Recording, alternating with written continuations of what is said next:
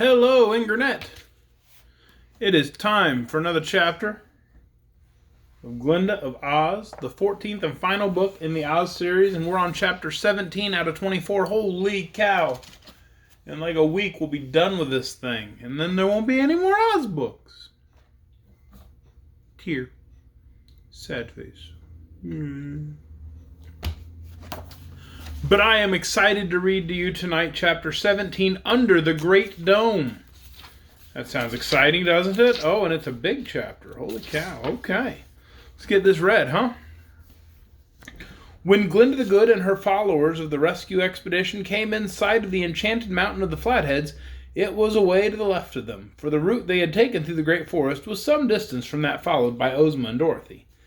They halted a while to decide whether they should call upon the Supreme Dictator first, or go on to the Lake of the Skeezers. "If we go to the mountain," said the wizard, "we may get into trouble with that wicked Sudik, and then we would be delayed in rescuing Ozma and Dorothy. So I think our best plan will be to go to the Skeezer country, raise the sunken island, and save our friends from the imprisoned Skeezers. Afterward, we can visit the mountains and punish the cruel magician of the Flatheads." "That's sensible," approved the Shaggy Man. "I quite agree with you." The others, too, seemed to think the wizard's plan the best, and Glinda herself commended it. So on they marched toward the line of palm trees that hid the Skeezers' lake from view. Pretty soon they came to the palms. These were set closely together, the branches, which came quite close to the ground, being so tightly interlaced that even the glass cat could scarcely find a place to squeeze through. The path which the Flatheads used was some distance away. "Here's a job for the Tin Woodman," said the Scarecrow. So the Tin Woodman, who was always glad to be of use, set to work with his sharp, gleaming axe, which he always carried, and in a surprisingly short time had chopped away enough branches to permit them all to pass easily through the trees. Now the clear waters of the beautiful lake were before them, and by looking closely they could see the outlines of the great dome of the sunken island far from shore and directly in the center of the lake. Of course, every eye was at first fixed upon this dome, where Ozma and Dorothy and the Skeezers were still fast prisoners. But soon their attention was caught by a more brilliant sight, for here was the diamond swan swimming just before them, its long neck arched proudly, the amethyst eyes gleaming, and all the diamond-sprinkled feathers glistening splendidly under the rays of the sun. "That," said Glinda, "is the transformation of Queen Coo ee oh, the haughty and wicked witch who betrayed the three adepts of magic and treated her people like slaves." "She's wonderfully beautiful now," remarked the Frogman. "It doesn't seem to be much of a punishment," said Trot. "Flathead Sudik ought to made her a toad." "I am sure Coo ee oh is punished," said Glinda, "for she has lost all her magic power and her grand palace, and can no longer misrule the poor Skeezers." "Let us call to her and hear what she has to say," proposed the wizard. So Glinda beckoned to the diamond swan, which swam gracefully to a position near them. Before anyone could speak, Coo ee oh called to them in a rasping voice, for the voice of a swan is always harsh and unpleasant, and said with much pride, "Admire me, strangers! Admire the lovely Coo ee oh, the handsomest creature in all Oz! Admire me!" "Handsome is as handsome does," replied the Scarecrow. "Are your deeds lovely, Coo ee oh?" "Deeds? What deeds can a swan do but swim around and give pleasure to all beholders?" said the sparkling bird. "Have you quite forgotten your former life? Have you forgotten your magic and witchcraft?" asked the wizard. "Magic? Witchcraft? Pshaw! Who cares for such silly things?" retorted Coo ee oh. "As for my past life, it seems like an unpleasant dream. I wouldn't go back to it if I could. Don't you admire my beauty, strangers?" "Tell us, Coo ee oh," said Glinda earnestly, "if you can recall enough of your witchcraft to enable us to raise the sunken island in the center of the lake. Tell us that, and I'll give you a string of pearls to wear around your neck and add to your beauty." "Nothing can add to my beauty, for I'm the most beautiful creature anywhere in the world." "But how can we raise the island?" "Don't know, and I don't care.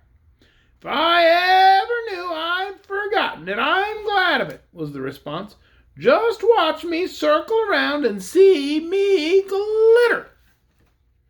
It's no use, said Button-Bright. Old Swan's too much in love with herself to think of anything else. That's a fact, agreed Betsy with a sigh. But we've got to get Ozma and Dorothy out of the lake somehow or other. And we must do it our own way, added the Scarecrow. But how? Asked Uncle Henry in a grave voice, for he could not bear to think of his dear niece Dorothy being out there underwater. How shall we do it?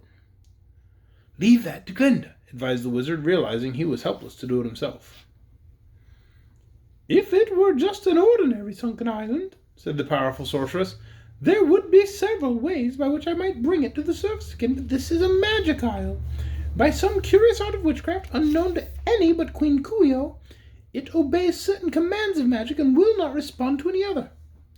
I do not despair in the least, but it will require some deep study to solve this difficult problem. If the swan could only remember the witchcraft that she invented and knew as a woman, I could force her to tell me the secret, but all of her former knowledge is now forgotten. Seems to me, said the wizard after a brief silence had followed Glinda's speech, that there are 3 fishes in this lake that used to be adepts at magic, and from whom Coo ee oh stole much of her knowledge.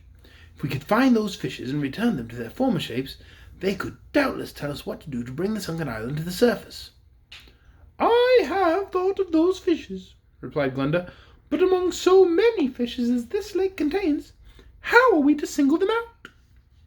You will understand, of course, that had Glinda been at home in her castle where the Great Book of Records was, she would have known that Ervic the Skeezer already had taken the golden and silver and bronze fishes from the lake. But that act had been recorded in the book after Glinda had set out on this journey, so it was all unknown to her. I think I see a boat yonder on the shore, said Ojo the Munchkin boy, pointing to a place around the edge of the lake. If we could get that boat and row all over the lake, calling to the magic fishes, we might be able to find them. Let us go to the boat, said the wizard. They walked around the lake to where the boat was stranded upon the beach, but found it empty. It was a mere shell of blackened steel with a collapsible roof that, when in position, made the submarine watertight, but at present the roof rested in slots on either side of the magic craft. There were no oars or sails, no machinery to make the boat go, and although Glinda promptly realized it was meant to be operated by witchcraft, she was not acquainted with that sort of magic. However, said she, the boat is merely a boat, and I believe I can make it obey a command of sorcery, as well as it did the command of witchcraft. After I've given a little thought to the matter, the boat will take us wherever we desire to go. Not all of us, retorted the wizard, for it won't hold so many. But most noble sorceress, provided you can make the boat go, of what use will it be to us? Can't we use it to catch the 3 fishes? Asked Button-Bright. It will not be necessary to use the boat for that purpose, replied Glinda. Wherever in the lake the enchanted fishes may be, they will answer to my call. What I'm trying to discover is how the boat came to be on the shore, while the island on which it belongs is under the water. Did Coo ee oh come here in the boat and meet the Flatheads before the island was sunk, or afterward?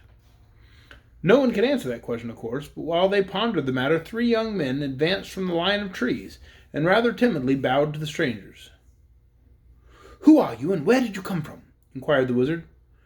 We're Skeezers, answered one of them, and our home is on the magic isle of the lake. We ran away when we saw you coming and hid behind the trees, but as you are strangers and seem to be friendly, we decided to meet you, for we are in great trouble and need assistance.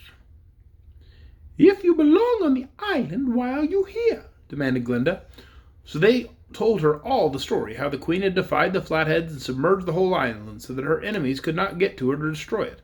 How, when the Flatheads came to the shore, Coo ee oh had commanded them, together with their friend Ervic, to go with her in the submarine to conquer the Sudic, and how the boat had shot out from the basement of the sunken isle, obeying a magic word, and risen to the surface, where it opened and floated upon the water. Then followed the account of how the Sudic had transformed Coo ee oh into a swan, after which she had forgotten all the witchcraft she ever knew. The old man told how in the night, when they were asleep, their comrade Ervic had mysteriously disappeared, while the boat, in some strange manner, had floated to the shore and was stranded upon the beach. That was all they knew. They had searched in vain for 3 days for Ervic, as their island was under water and they could not get back to it. The three Skeezers had no place to go, and so had waited patiently beside their boat for something to happen. Being questioned by Glinda and the Wizard, they told all they knew about Ozma and Dorothy and declared the two girls were still in the village under the Great Dome. They were quite safe and would be well cared for by Lady Aurex, now that the Queen who opposed them was out of the way. When they had gleaned all the information they could from these Skeezers, the Wizard said to them, "If you find you can make this boat obey your sorcery, you could have it return to the island, submerge itself, and enter the door in a basement from which it came. But I cannot see that our going to the sunken island would enable our friends to escape. We would only join them as prisoners." "Not so, friend Wizard," replied Glinda. "If the boat would obey my commands to enter the basement door, it would also obey my commands to come out again, and I could bring Ozma and Dorothy back with me." "And save all our people still imprisoned?" asked one of the Skeezers reproachfully. "By making several trips in the boat, Glinda could fetch all your people to the shore," replied the Wizard. "But what could they do then?" inquired another Skeezer. "They would have no homes and no place to go, and would be at the mercy of their enemies, the Flatheads." "That is true," said Glinda the Good. "And as these people are Ozma's subjects, I think she would refuse to escape with Dorothy and leave the others behind, or to abandon the island, which is the lawful home of the Skeezers. I believe the best plan would be to summon the three fishes and learn from them how to raise the island." The little Wizard seemed to think that this was a rather forlorn hope. "How will you summon them?" he asked the lovely sorceress. "And how can they hear you?" "That is something we must consider carefully," responded stately Glinda with a serene smile. "I think I can find a way." All of Ozma's counselors applauded this sentiment, for they knew well the powers of the sorceress. "Very well," agreed the Wizard. "Summon them, most noble Glinda." And that is the end of chapter 17. What was it called? I'm sorry. Under the Great Dome. Chapter 17, Under the Great Dome, in which at no point did we talk to anybody who was actually under the dome. It's a genius title for a chapter that has nothing to do with it. I don't understand. I am done for tonight, though, so join us right here again, 8 o'clock Facebook Live tomorrow night for chapter 18. Holy cow, chapter 18. The Cleverness of Ervic. Good night, everyone.